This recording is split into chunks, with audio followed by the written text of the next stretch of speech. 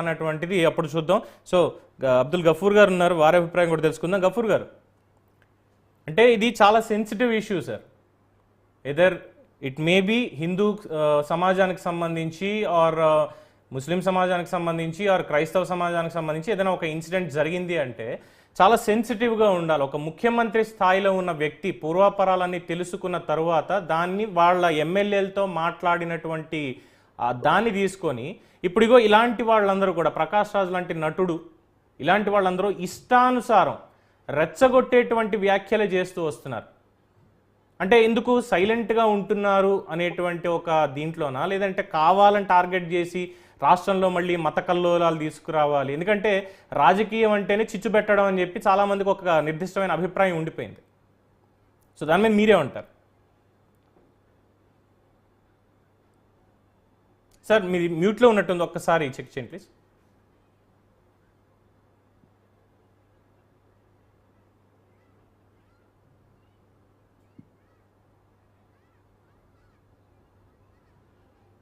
PCR తీయమనండి. ఓకేనా sir? Yes sir please continue. Video రావట్లేదు, మళ్ళీ మ్యూట్లోకి వెళ్ళిపోయింది. మళ్ళీ మ్యూట్లోకి వెళ్ళినట్టుంది, ఒక్కసారి చిన్న టెక్నికల్ ఎర్రర్ అనేది ఉంది.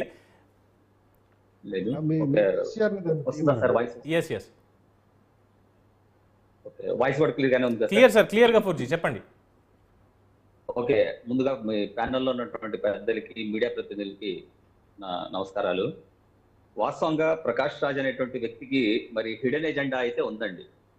ఎందుకంటే ప్రకాష్ రాజ్ అనేటువంటి వ్యక్తి నాస్తికుడు, ఆయనకి ఏ మతం మీద విశ్వాసం లేదు. అటువంటి వ్యక్తి మరి ఆయన మానాన్ని ఆయన ఉండకుండా ఎక్కడైతే ఇటువంటి ఇవి జరుగుతుంటాయో, చిన్న చిన్న ఇవి జరుగుతుంటాయో దానికి ఏ రూపంలో ఆయన క్యాష్ చేసుకోవాలనుకుంటాడో, మరి దాని వల్ల ఏ విధంగా ఆయన లబ్ధి పొందాలనుకుంటున్నాడో, మొత్తానికి ప్రకాష్ రాజ్ అయితే మాత్రం చాలా పెద్ద హిడెన్ ఎజెండా ఉందండి. ఎందుకంటే గతంలో కూడా, ఎన్నికలకు ముందు కూడా అడపాదడపా మీడియాలో కొన్ని అంటే తనకి సంబంధం లేనటువంటి విషయాల్లో అదే కలగజేసుకొని ఆయన మరి వార్తలు ఎక్కడం అనేటువంటిది మనం చూసాం గతంలో కూడా. మరి ఇక్కడ ఈసారి చూసినట్లయితే కనుక మరి భారతదేశంలో దాదాపుగా 140 కోట్ల మంది పైబడి ఉన్నటువంటి ఈ జనాభా ఉన్నటువంటి ఈ దేశంలో ప్రతి ఒక్క అంటే ఎన్నో మతాలు ఇక్కడ ఉన్నాయి, మరి అందులో ఎన్నో కులాలు ఉన్నాయి. మరి మతాల వారుగా చూసినట్లయితే కనుక మరి ఇక్కడ మతాల పరంగా చాలా సున్నితమైన అంశాలు అనేటువంటిది మనం చూస్తుంటామండి మనం. ఎందుకంటే ఒకరి మత ఆచారాల్లో కానీ, మత విశ్వాసాల్లో కానీ వేరొకరు జోక్యం చేసుకోవాలంటే అది ఆలోచన కూడా రాదండి చాలా వరకు కూడా. మరి అటువంటిది మరి ఈ రోజున మనకి ఇక్కడ ప్రపంచవ్యాప్తంగా మరి హైందవ సోదరులకు చూసినట్టయితే కనుక మరి బాలాజీ, మన వెంకటేశ్వర స్వామి అని చెప్పేసి మనం అంటాం. సో ప్రపంచవ్యాప్తంగా ఉన్నటువంటి దేవాలయాల్లో మరి ప్రతిష్టాత్మకంగా హైందవ సోదరులు మరి భావించే ఆ దేవాలయంలో జరిగినటువంటి మరి ఆ పొరపాటు ఏదైతే ఉందో, ఇప్పుడు ప్రజెంట్ అది కోర్టులో ఉంది కాబట్టి ఆ టాపిక్ జోలికి అయితే నేను వెళ్ళదలుచుకోలేదు. కానీ అయితే ఈ అంశాన్ని మరి దీనిలో మాట్లాడినటువంటి మన ఆంధ్రప్రదేశ్ డిప్యూటీ సీఎం ని ఆయన టార్గెట్ చేస్తూ మరి ఆయన ఏ ఉద్దేశంతో మరి ఈ ట్వీట్స్ అనేవి చేస్తున్నాడో మాకైతే అర్థం కావట్లేదండి. మరి ఆయనకు ఉన్నటువంటి ఫ్రస్ట్రేషన్ ఏంటో, లేకపోతే ఈ ప్రకాష్ రాజ్ వెనకాల ఉన్నటువంటి ఆయనకు ఉన్నటువంటి హిడెన్ ఎజెండా వెనకాల ఉన్నటువంటి వ్యక్తి ఎవరు అనేటువంటిది మనకి అర్థం కావడం లేదు. అయితే సినిమాల్లో ఇంతకు ముందు మేము కూడా సినిమాలు చూసే టైంలో ప్రకాష్ రాజ్ గారి ఒక సినిమా చూడడం జరిగిందండి. మరి ఏ సినిమాలో అదైతే మాకు గుర్తులేదు. అందులో ఒక డైలాగ్ ఉంది ప్రకాష్ రాజ్కి, నేను మోనార్క్ ని, నన్ను ఎవరు మోసం చేయలేరు అంటుంటాడు. నిజంగానే నిజ జీవితంలో కూడా ఆ డైలాగ్ కి ఆయన నరనరాన్ని జీర్ణించుకున్నాడేమో, మరి తను తాను మోనార్క్ గా భావించుకుంటున్నాడు కాబట్టి అదే సార్ ఏదో సినిమాలు చెప్తాడు. అలాగా నిజంగా తను తాను మోనార్క్ గా భావిస్తున్నాడేమో. అరే ఇంతమంది, ఇన్ని కోట్ల మంది మరి హైందవ సోదరులు అక్కడ జరిగినటువంటి దాన్ని పట్టుకొని మరి దానికి ప్రాయశ్చిత్తంగా అంటే ఎవరి మత విశ్వాసాలు, మతాచారాలు వాళ్ళకు ఉంటాయి కాబట్టి ఈ పొరపాటు జరిగితే దాన్ని ఎలా సరి చేసుకోవాలా, మరి నిజంగా మన అంటే ప్రాయశ్చిత్తం అంటారు, లేకపోతే మరి హిందూ పరిభాషలో మరి దాన్ని ఏమంటారు అంటే దాని శుద్ధి కార్యక్రమం చేపట్టి, అంటే ఒక్కొక్కరి ఆలోచన ఒక్కో రకంగా ఉండేటట్టుగా తనకు తెలిసిన విధంగా, తనకు తెలిసిన రీతిలో మరి ఒకరినొకరిని పిలుపునిచ్చుకొని, అంటే లోపల ఏదైతే మనసులో అంటే కలుషితం అయిపోతుందండి. వాస్తవంగా ప్రతి ఒక్కరికి కూడా ప్రసాదం సేవించినటువంటి ప్రతి ఒక్క హైందవ సోదరుడి మనోభావాలు ఏ విధంగా దెబ్బతిని ఉంటాయి అనేటువంటిది ఒక సాటి పౌరుడిగా, ఒక ముస్లింగా నేను కూడా అర్థం చేసుకోగలను. ఎందుకంటే మనం ఎంతో నిష్టగా, ఎంతో పవిత్రంగా భావించే ఒక ఏదైనా వస్తువు కనుక మనం సేవించిన తర్వాత అందులో అది అపవిత్రమైందనో లేకపోతే అందులో ఏదైనా పొరపాటు జరిగిందని తెలిసినప్పుడు అది లోపల మనం ఎంతో మనోవేదనకి గురవుతాం.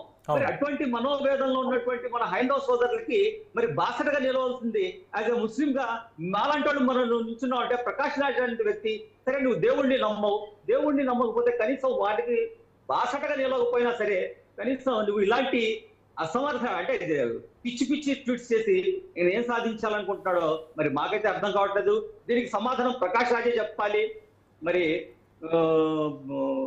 అదే ప్రకాష్ రాజే చెప్పాలండి దీనికి సమాధానం. అంటే ప్రకాష్ రాజ్ చెప్పాలి అనే దాన్ని మనం ప్రశ్నిస్తూనే ఉన్నాం. బట్ ఆయన చెప్పంది ఎక్కడి నుంచి తీసుకొస్తాం కానీ, అంటే నాకు భావ ప్రకటన స్వేచ్ఛ ఉంది కాబట్టి నేను నా ఇష్టం వచ్చింది మాట్లాడతాను అని చెప్పి ఇగో ఈ రకమైనటువంటివి ఆయన మాట్లాడుతున్నాడు.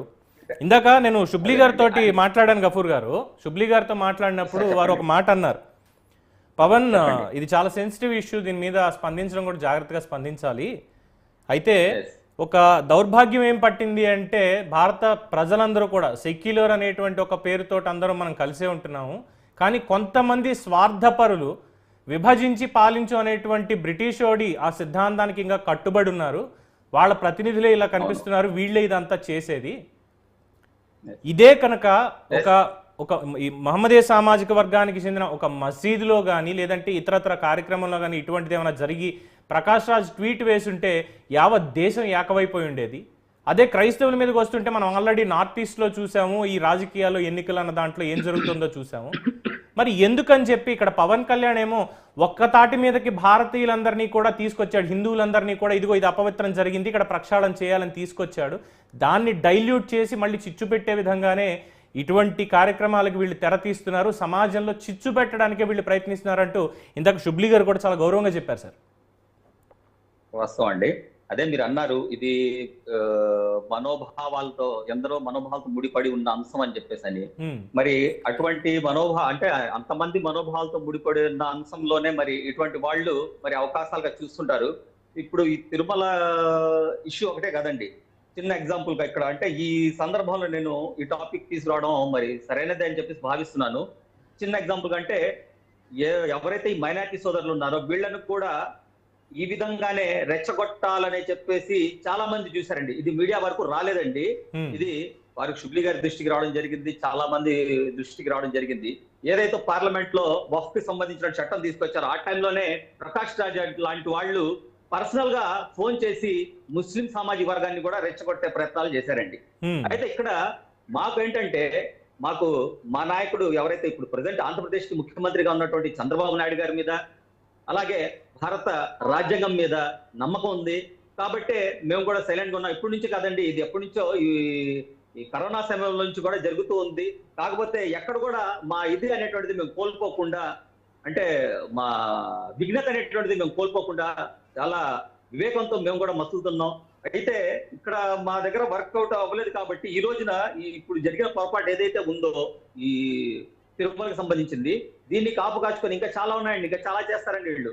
ఈ ప్రకాష్ రాజ్ లాంటి వాళ్ళు ఇందాక మీరు చెప్తుంటే విన్నాను నేను. ప్రకాష్ రాజ్ అనేటువంటిది ఒక నటుడుగా అందరికీ పరిచయం ఉన్నాడు కాబట్టి ఆయన ట్వీట్ అనేటువంటిది మనం పరిగణలోకి తీసుకున్నాం, మనం చూడగలిగాం. సో ఇలాంటి వ్యక్తులు ఇంకా ఈ సమాజంలో ఈ మేకవన్నీ పులులు అంటారు, మరి పులులు అనడం కూడా కరెక్ట్ కాదు, తోడేళ్లాగా వీళ్ళు కాచుకొని ఉన్నారు.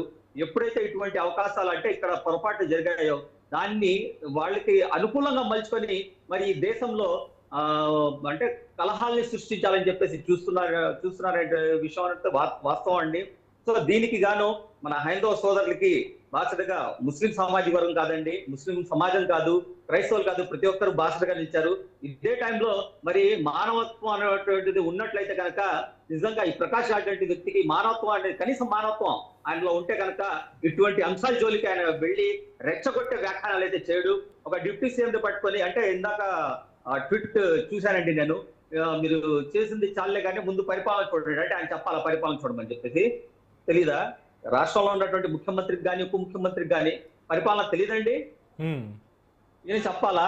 ఈయన పని ఏంటండి? ఈయన నటుడు, ఈయన నటన పరంగా చూసుకోమనండి. లేదా ఏదైనా మంచి జరిగితే, ఈయన నుంచి ఏదైనా మంచి జరిగితే, ఇప్పుడు ఎక్కడ మన నార్త్ యాక్టర్ ఉన్నాడండి సోను సూద్ గారు. అవును, సోను సూద్ గారు కూడా మరి ప్రకాష్ రాజ్ గారితో పోల్చినట్టయితే కనుక మన ఆంధ్ర అంటే తెలుగు వాళ్ళకి సోను సూద్ గారు చాలా తక్కువ పరిచయం.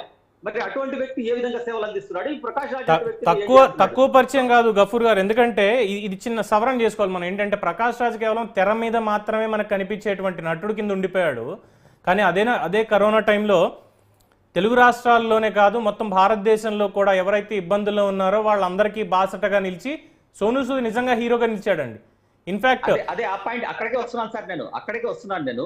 అంటే ఈ తెర మీద సోను సూద్ గారు అంటే ప్రకాష్ రాజ్ తో కంపేర్ చేస్తే మనకి సోను సూద్ గారు తక్కువ పరిచయం, కానీ ఆయన రియల్ హీరో అనిపించాడు. ఎందుకంటే ఆయన చేసినటువంటి సేవా కార్యక్రమాలు కానీ అంటే ఆయన మానవత్వం ఏ విధంగా ఉందనేటువంటిది ఆయన చూస్తే అర్థమవుతుంది. అటువంటి పనులు చేయడం ఇది చేత కాదు, ఆ పనులు ఎలాగో చేయడు కాబట్టి అంటే ఉన్న దాంట్లోనే వేళ్లు పెట్టి దానికి గెలికి ఈ మత సామరస్యాన్ని చెడగొట్టి ఈయన మరి ఏం సాధించాలనుకుంటున్నాడో. మరి ఇటువంటి ప్రకాష్ రాజ్ లాంటి వ్యక్తుల మీద కూడా అంటే తనకు భావ ప్రకటన స్వేచ్ఛ ఉందంటే ఓకే, భావ ప్రకటన స్వేచ్ఛ ఉంది, నీకు భావ ప్రకటన స్వేచ్ఛ ఉంది, కానీ ఇతరుల మనోభావాల్ని కించపరిచే హరించే హక్కు మాత్రం ప్రకాష్ రాజ్కి లేదు కదండి. అవును, మరి దాన్ని గమనించలేకపోతున్నాడు. తాను చాలా మేధావిగా చెప్పుకుంటాడు, తను పెద్ద విద్యావంతుడిగా చెప్పుకుంటాడు, గొప్ప భావజాలం ఉన్న వ్యక్తిగా చెప్పుకుంటాడు. కనీసం మినిమం సెన్స్ ఉన్నటువంటి వ్యక్తి కూడా ఇతరుల మనోభావాలు మనం కించపరచకూడదు, అవహేళన చేయకూడదు.